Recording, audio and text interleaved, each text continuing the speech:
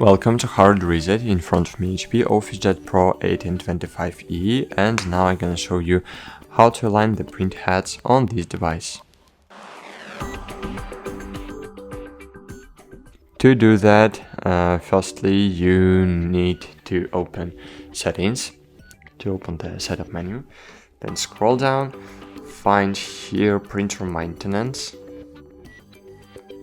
then choose Align the print head and click Continue.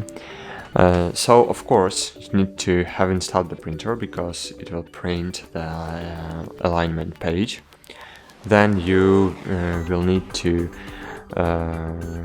install this page on your scanner, and after that it will scan your